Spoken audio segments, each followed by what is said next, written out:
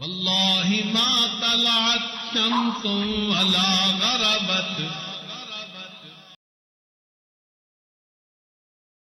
اچھا، دل مردہ تو ہو جاتا ہے، کیا اس کا کوئی پروسیس بھی ہے کہ پتہ چلے کہ بھئی ہاں یہ اب مردہ ہونے کی طرف جا رہا ہے؟ تو اس کے کچھ مراحل ہیں. مشائخ نے 5 مراحل بیان کیے. قلب کی موت کا پہلا مرحلہ یہ ہے کہ دل پہ ظلمت آ جاتی ہے. جب انسان گناہ کرتا ہے تو سب سے پہلے اس کے دل پہ ایک سیاہ نقطہ لگتا ہے. اگر توبہ کر لے تو وہ نقطہ دھل جاتا ہے، ورنہ وہ ڈاٹ بڑھتے جاتے ہیں، وہ سیاہ نقطے بڑھتے جاتے ہیں حتیٰ کہ ایک وقت ایسا آتا ہے کہ پورے کا پورا دل سیاہ ہو جاتا ہے. ہمارے مشائخ فرماتے ہیں اگر دل سیاہ ہو، گورے منہ پہ اترانا بے وقوفی کی علامت ہوتی ہے کہ انسان کا دل تو سیاہ ہے، منہ گورا کیا ہوا ہے اور اس پہ اتراتا پھر رہا ہے. ایک بزرگ فرماتے تھے دل کالے نالو منہ کالا چنگا. دل کالا ہو جانے سے زیادہ بہتر ہے کہ منہ کالا ہو جاتا. دوسرا مرحلہ یہ ہے کہ وہ ظلمت زنگ کی صورت اختیار کر لیتی ہے.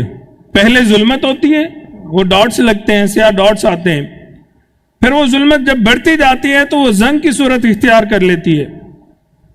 حدیث مبارکہ میں دل کو بھی اسی طرح زنگ لگتا ہے جیسے لوہے کو زنگ لگتا ہے. آپ نے دیکھا نا، لوہا ہوتا ہے اس کے اوپر ایک لیئر آ جاتی ہے، رسٹ آ جاتا ہے، زنگ لگ جاتا ہے. اسی طرح دل کے اوپر بھی ایک لیئر آ جاتی ہے پوری. قرآن مجید میں فرمایا کلا بل ران علی قلوبہم ما کانوا یکسبون. ہرگز نہیں، بلکہ جو عمل یہ کرتے ہیں اس نے ان کے دلوں پہ زنگ چڑھا دیا ہے. تیسرا مرحلہ یہ ہے کہ انسان کا دل پھر سخت ہو جاتا ہے، اس میں قساوت آ جاتی ہے. اور یہ قساوت کب آتی ہے؟ جب انسان لمبا عرصہ غافل رہتا ہے، لمبا عرصہ غفلت میں وقت گزارتا ہے، اس کو کوئی پرواہ نہیں ہوتی ہے.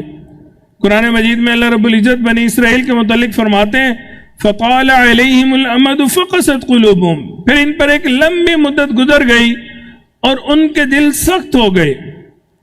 گویا طویل عرصے تک، طویل مدت تک دل کا غافل رہنا اس کے مردہ ہونے کی بنیاد بنتی ہے. پھر جب یہ دل سخت ہو جاتا ہے تو یہ پتھروں سے بھی پرے پار ہو جاتا ہے. جیسے قرآن مجید میں فرمایا ثُمَّ قَسَتْ قُلُوبُكُم مِّن بَعْدِ ذَلِكَ فَهِيَ كَالْحِجَارَةِ أَوْ أَشَدُّ قَسْوَةً. اس سب کے بعد تمہارے دل پھر سخت ہو گئے، یہاں تک کہ وہ ایسے ہو گئے جیسے پتھر، بلکہ سختی میں کچھ ان سے بھی زیادہ آگے ہو گئے.